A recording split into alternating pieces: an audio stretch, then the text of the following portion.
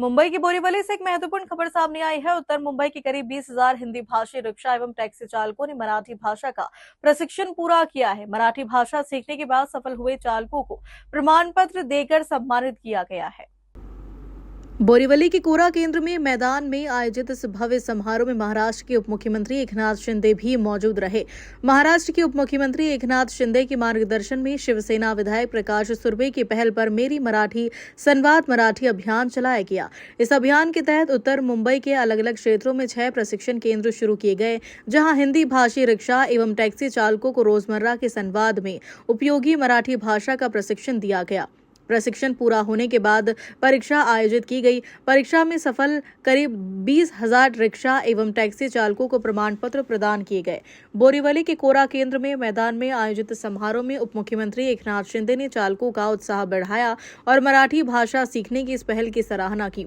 कार्यक्रम में महाराष्ट्र के परिवहन मंत्री प्रताप सरनाईक, विधान परिषद के उपसभापति सचिन अहिर, सांसद संजय दीना पाटिल, विधायक मंगेश कुडालकर, अशोक पाटिल, तुकाराम काते, दिलीप मामा लांडे, मुरजी पटेल और मनीषा कायंदे सहित कई जनप्रतिनिधि, शिवसेना पदाधिकारी एवं गणमान्य नागरिक मौजूद रहे। वहीं मुंबई में शिवसेना युवा सेना के सचिव एवं नगर सेवक राज प्रकाश सुर्वे सहित बड़ी संख्या में पदाधिकारी और कार्यकर्ता भी कार्यक्रम में शामिल हुए। इस पहल का उद्देश्य हिंदी भाषी रिक्शा एवं टैक्सी चालकों को मराठी भाषा से जोड़ना और यात्रियों के साथ बेहतर संवाद स्थापित करना है।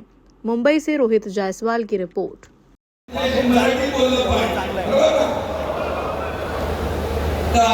भाषा अधिक मजबूत, अधिक प्रचार आणि प्रसार।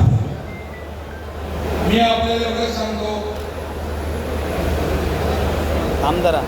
आता मी देखील काही काळ सुरुवातीच्या काळात रिक्षा चालवली।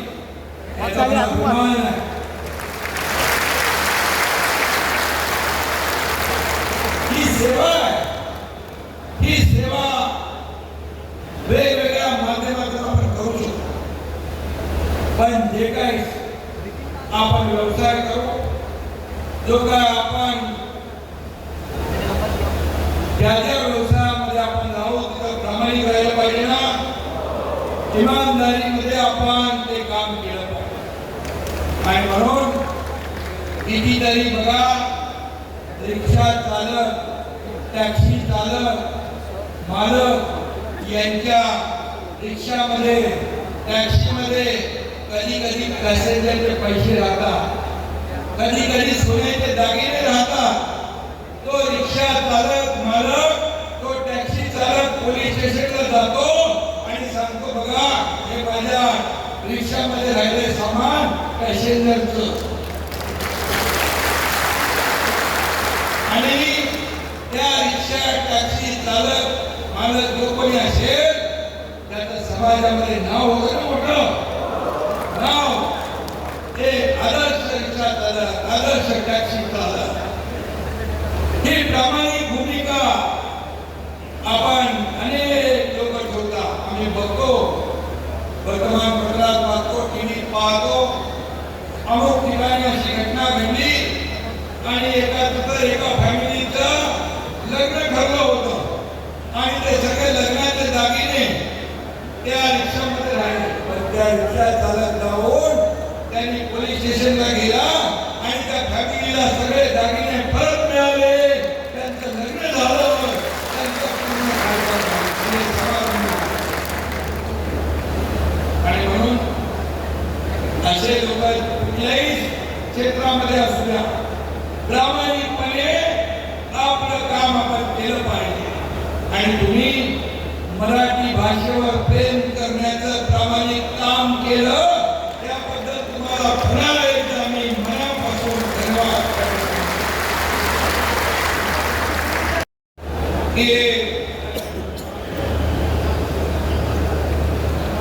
आणखी काही लोक आपले 3 लाख लोक, 3 लाख मराठी भाषा शिकणारे तुम्ही महाराष्ट्रामध्ये आहात।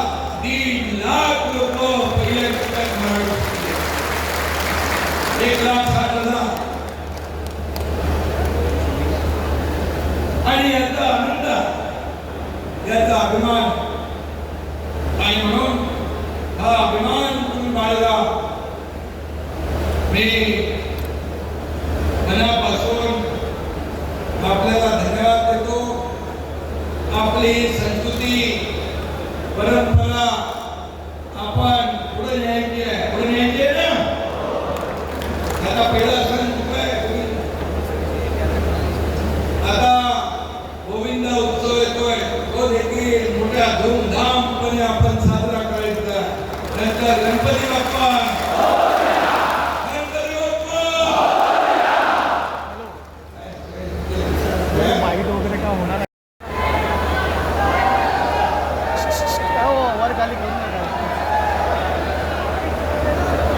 हिंदुहृदय सम्राट बाळासाहेब ठाकरे यांचा,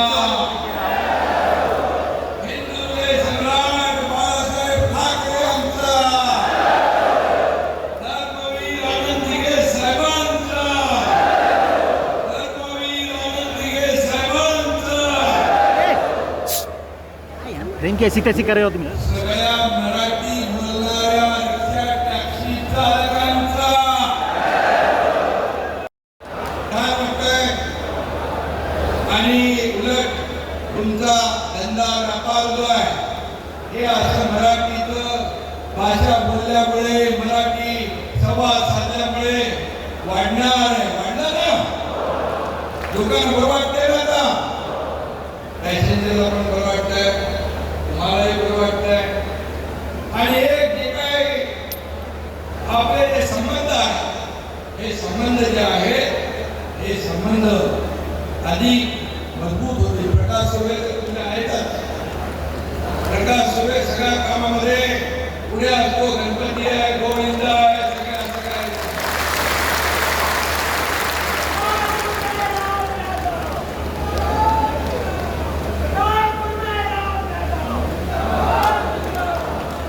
आणि सगळे व्यासपीठामध्ये आमचे सर्व मान्यवर. जय महाराष्ट्र, जय महाराष्ट्र.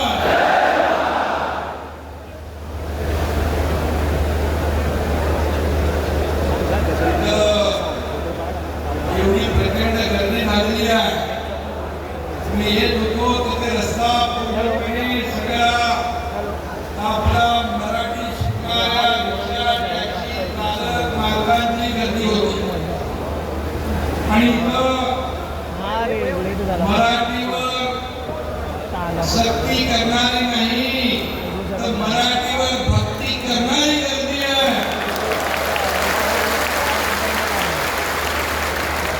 झालं तशी असा आता संवाद आहे.